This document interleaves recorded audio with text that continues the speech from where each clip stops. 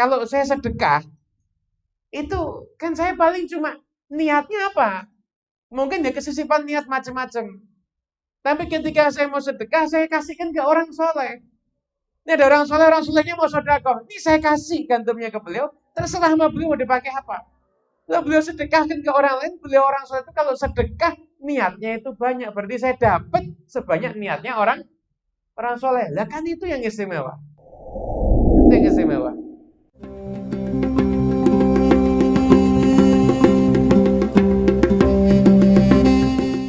Jadi dulu di masa Habib Ali banyak di kisah-kisah ini di kalamnya Habib Ali ini. Jadi orang itu kalau mau sedekah datang ke orang soleh. Habib ini saya ada uang untuk sedekah. Terserah mau kamu pakai buat apa.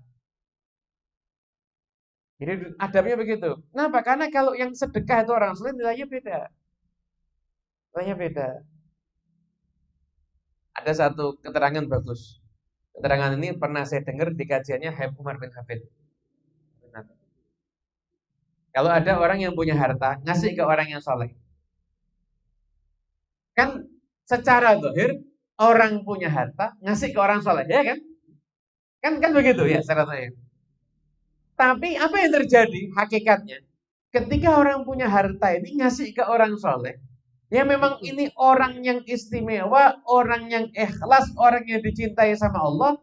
Begitu dia ngasih, orang solehnya itu seneng, maka ini yang ngasih sama Allah Ta'ala dibasi balasan yang istimewa, dilipat gandakan rezekinya yang masih ada dijaga sama Allah Ta'ala, bisnis yang ada dibuat lancar sama Allah Ta'ala. Pada hakikatnya yang ngasih yang orang solehnya atau yang punya duit yang ngasih akhirnya. Yang orang solehnya kan? Iya kan? Nah, kasih contoh nih, kasih contoh. Saya punya duit 10 M. Ada yang amin? Oh, tidak mau doakan ustadznya kaya ini. Amin, insya Allah. 10 M ya mana? Amin. Jadi saya punya uang 10 M. Amin, insya Allah. Saya kan tidak tahu 10 M kan masuk mau saya pakai sendiri semuanya. Kan tidak mungkin. Saya kan harus mikir 10 M ini kan harus ada jatah yang bukan yang memang untuk perjuangan syiar Islam. Harus ada dong. Masa nggak mikir untuk dakwah? Kan nggak benar saya. Akhirnya saya bingung. 5 M. Ini mau saya pakai buat apa? Saya cari orang yang soleh. Orang yang soleh. Yang kalau dikasih duit itu kita harus maksa buat ngasih. Tidak langsung syukron, terima kasih banyak. Tidak usah, kamu ambil. Jadi benar-benar soleh, yang benar-benar tidak cinta dunia ini. Tapi orang soleh beneran, yang saya yakin. Kalau baru saya horor, ini orang dicintai sama Allah banyak.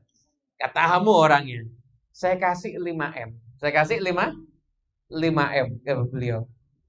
Beliau terima, digunakan, pokoknya terserah mau beliau nanti mau dipakai buat apa. Itu secara tohin saya ngasih, iya. Saya ngasih si orang soleh ini kan. Tapi karena saya ngasih beliau dan Allah Ta'ala tuh cinta sama beliau, akhirnya uang 5 M yang ada di milik saya ini, akhirnya saya dapat apa ilham untuk dapat apa petunjuk untuk buat saya pakai dagang dan sebagainya. Akhirnya menghasilkan sampai 20 M. Padahal sampai 20 M. Satu hidup saya jadi berkah. Jauh dari penyakit, jauh dari musibah, jauh dari fitnah. Berkat saya ngasih di orang soleh ini. Jadi pada intinya saya yang ngasih atau beliau yang ngasih saya. Beliau yang ngasih saya, ya kan? Nah itu loh kalau kita triknya orang dulu kalau mau sedekah begitu. Jadi dititipkan kepada orang-orang yang benar-benar soleh. Kalau kita ini punya duit kita ini keluarnya untuk jalan yang diridhoi oleh Allah Ta'ala. Maka itu berarti duit kita ini berkah. Paham ya? Tapi kalau duit kita ini disalurkan bukan jalan yang diridhoi oleh Allah Ta'ala, ya berarti ya duit kita berarti mungkin berkahnya masih kurang. Gitu. Ada seorang soleh namanya Husain bin Salih itu kata Bali. Siapa yang setiap orang menyebutkan tentang Husain bin Sahal itu pasti yang dikenang kebaikannya. Ya bahkan pernah Husain bin Sahal ini yang memang terkenal dermawannya itu luar biasa. Jadi pernah Husain bin Sahal ini beliau tuh punya simpanan gandum. Lah gandum itu dimasak di hari itu harganya murah. Jadi itu harganya murah. Tapi kalau gandum itu disimpan sampai akhir tahun, nanti harganya bisa naik tinggi. Karena ada musim-musimnya gitu loh. Kalau pas langka kan harganya naik naik tinggi. Nah, ketika itu beliau dengar bahwasanya ada seorang yang soleh namanya Habib Hasan bin Shalih Al-Bahar itu memang lagi perlu sama gandum. Lagi memang ada hajat perlu gandum. Langsung dikumpulkan semua gandumnya mau dibawa. Ditegur sama keluarganya. Loh, jangan. Usah. Kenapa? Ini gandum kalau kamu tahan sampai nanti di berapa bulan lagi harganya tinggi. Oh, kamu bawa kemana? Enggak, ini mau saya kasihkan ke Habib Hasan bin Shalih Al-Bahar. Gitu. Tuh, lah kamu kan perlu sama gandum ini untuk bisnis kamu dan lain sebagainya. Enggak, mau saya kasihin ke Habibnya. Habib Hasan bin Shalih Al-Bahar itu sudah, Masya Allah, kalau doa aja dikabulkan sama Allah Ta'ala. Ya kamu nggak usah repot-repot. Akhirnya marah. Kamu ini tidak paham ya. Saya ini kalau mau berbuat kebaikan harusnya kamu dukung. Kamu tahu enggak, seorang soleh itu, apalagi seperti Habib Hasan bin Shalih Al-Bahar, yang tidak pernah meninggalkan qiyamul lail sekalipun dalam keadaan sakit. Kalau kita tuh sedekah ke beliau, dan gandum itu dipakai untuk amal soleh, untuk menghormati tamu-tamunya, maka gandum saya ini dapat pahalanya sedekahnya ini berlipat-lipat. Dibandingkan saya sendiri yang sedekah. Paham enggak? Jadi beliau itu pinternya, saya punya harta. Kalau saya sedekah, itu kan saya paling cuma niatnya apa? Mungkin ya kesisipan niat macam-macam. Tapi ketika saya mau sedekah, saya kasihkan ke orang soleh. Ini ada orang solehnya mau sedekah. Ini saya kasih gandumnya ke beliau. Terserah sama beliau mau dipakai apa.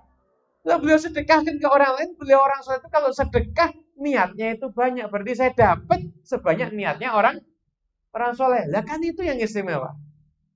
Itu yang istimewa. Kemudian kita sama Allah Ta'ala dipertemukan dengan orang-orang yang soleh-soleh yang seperti itu, insya Allah. Kenapa? Karena rugi manusia ini hidup kalau tidak pernah ketemu sama orang yang semacam itu.